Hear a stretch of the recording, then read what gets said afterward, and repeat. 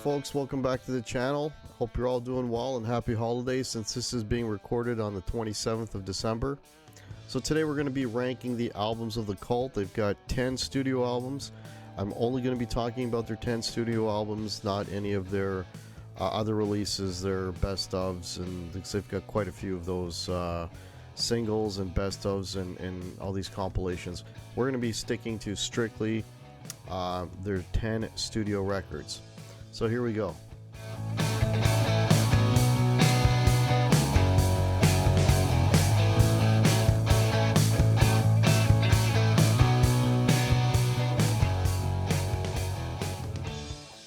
So for album number 10, I'm going with Dreamtime. Came out in 84. As most of you know or may not know, this was their debut record.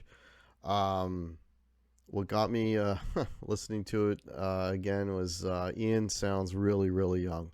He hasn't developed that sort of throaty, deeper voice that he has on later records. But that aside, it's there's not really a lot to grab onto in this record. It's not really a record you want to, for me anyway, that I want to go back and I want to kind of re-listen to again and again.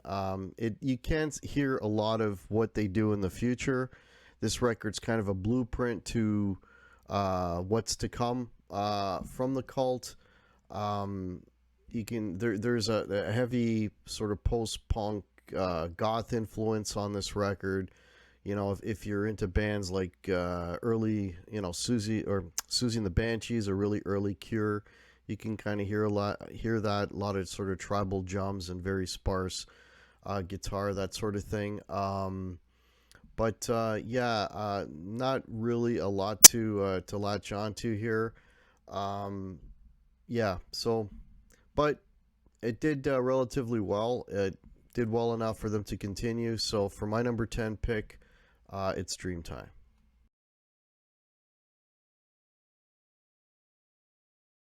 Okay, so my number 9 pick is Hidden City. It's their most recent record. It came out 2016. I tend to group their last 3 records together because they're all very similar in their vibe and their style. But of the last 3, this for me was the weakest. There were a few moments on it, but nothing that would really cause me to, go back and listen to it over and over again. I mean, it's a hard rock record.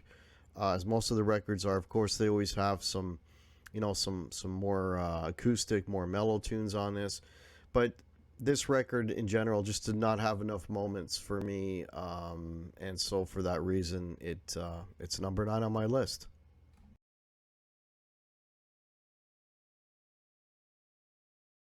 All right, so for number 8, I'm going with Choice of Weapon.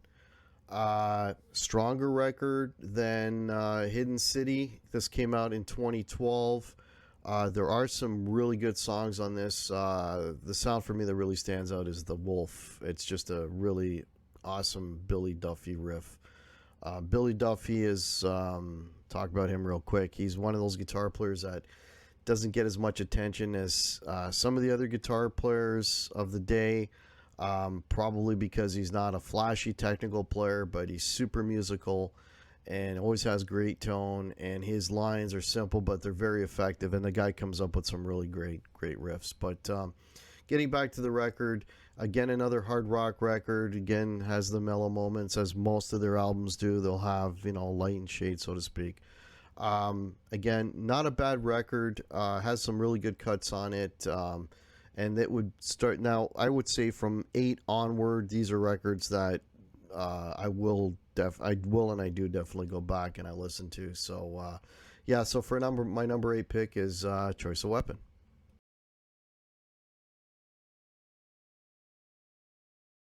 Right, so my number 7 is The Cult. At that point, we're looking at this record came out in '94.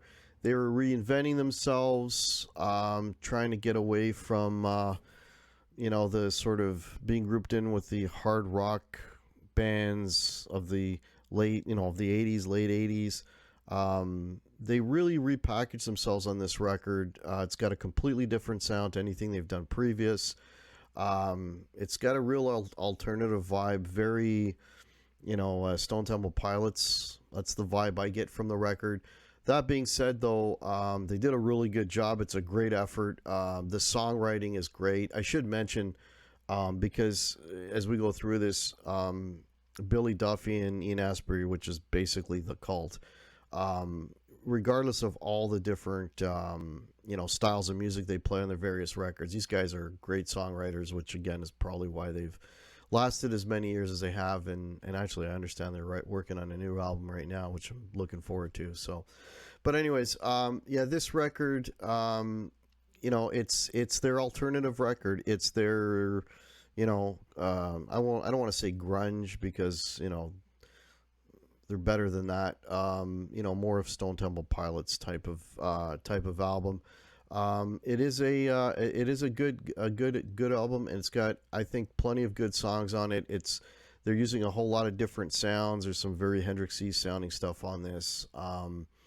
But this again, these from now, all these records from 8 onwards are records that I would definitely go back and listen to, and I have. I mean, they're all good albums from this point on. So the Cult for me, again, was sort of them trying to reinvent themselves in, I guess, a contemporary, or what was contemporary in 1994. So that's my number 7, the Cult.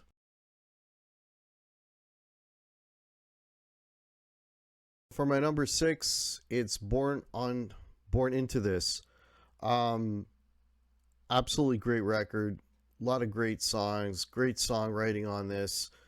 Holy Mountain, is on this, which is a great song. There's just a lot of good songs, a lot of hooks, very catchy songs. This, I think, is a terrific album. Came out in 2007, if I haven't mentioned that.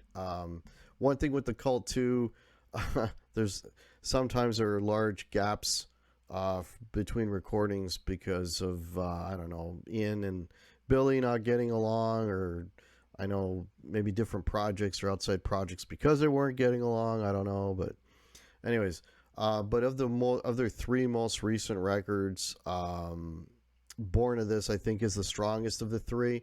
I think it's an absolutely fantastic record. So for my number 6 pick, Born of This, or Born Into This. Sorry.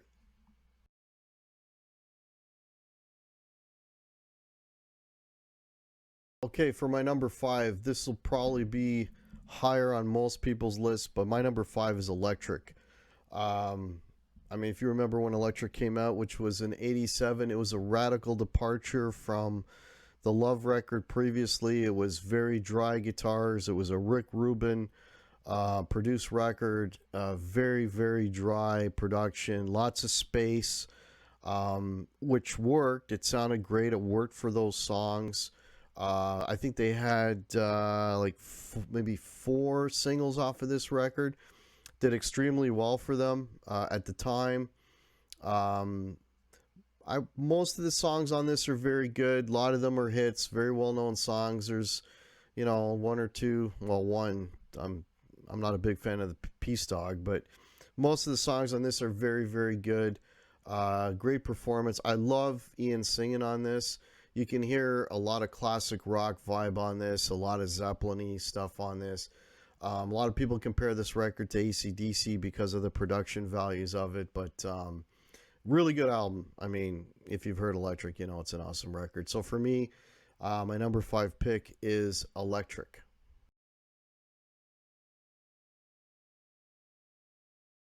All right, so for my number 4, I'm going with Beyond Good and Evil. Came out in 2001. I was talking earlier about big gaps in record. This record was 7 years after the previous one to it, which was The Cult. Yes, The Cult. So, this is by far their heaviest record. In terms of guitar tone, this is their heavy metal, if you wanted. I wouldn't put it in that category, but I guess let's just say it's their heaviest album of all. Um, Billy Duffy is just laying down some heavy riffs. There's some great vocals on this. Again, there's some really nice variety of material on this. You got a lot of heavy stuff. You also got some of the mellow stuff. This is Bob Rock producing. This is after they came back with Bob Rock. They got Matt Sorum on the drums. This was a reinvigorated new lineup of the Cult, which, as you know, did not last for very long, much beyond this record. But just a great the production on this record I really really like. This is a record that I've listened to like a bunch of times. It's just a really good heavy metal rock record, but with all things Cult. Um, Always super melodic lines, very hooky. Again, Ian and Billy, they just write some really really good material, and they were hitting on all cylinders on this record. So for me, my number four is Beyond Good and Evil.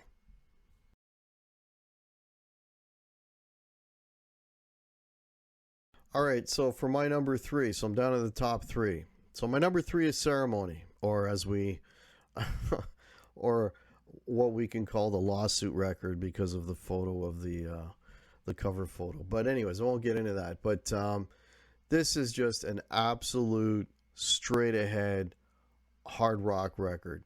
It came after Sonic Temple, as you know. So all of the sort of frills of the Sonic Temple record, which again is a Bob Rock production, which we'll talk about in a minute, that's kind of all taken away. And this is straight ahead, heavy riffing, just Billy Duffy just going at it. And, records like this are one of the reasons why I'm such a big Billy Duffy fan of his guitar playing. So, there's still the power ballad on this, Heart Full of Soul, Sweet Salvation. You got a gospel-y type influence song on this. And then you've got just straight ahead rock records on this. I like the sound of this. I like Billy's playing on this. Again, great songs. Ian and Billy, just a great writing pair. And it's a record I listen to quite often, and was released in '91. So, for my number three pick, Ceremony.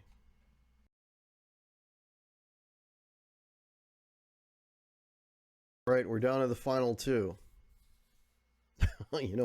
It's one or the other, right?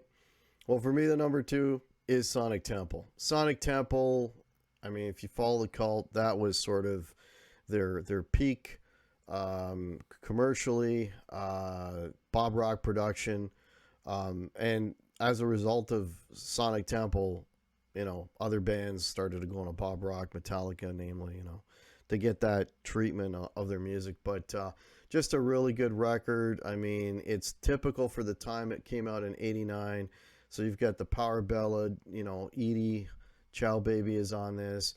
There were a lot of singles off this record. There's not a bad cut on this record. Absolutely love this album, and I've listened to it a million times. Great playing, great hooks. A lot of their signature songs are on this album.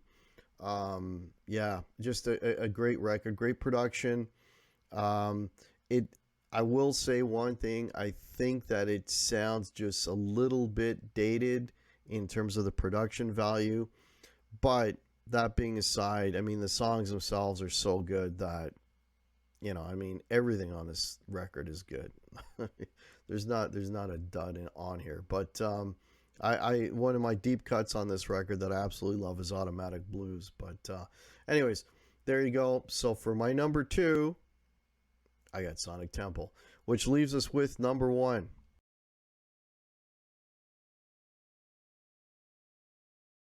And of course, my number one pick, only record left they have, is the Love album. Um, why is Love my number one album? Well, it's got a lot to do with Love. The Love record was my introduction to the Cult. 1985. First song I heard of them on the radio was, and first song a lot of people heard from them was, of course, She Sells Sanctuary. That song just absolutely blew my mind. Um, what really drew me to the Cult at that time was in 1985, in that period, they were doing something different. You know, the bands on the radio, all, I mean, that was the sort of the hair band era. They all kind of started sounding kind of similar.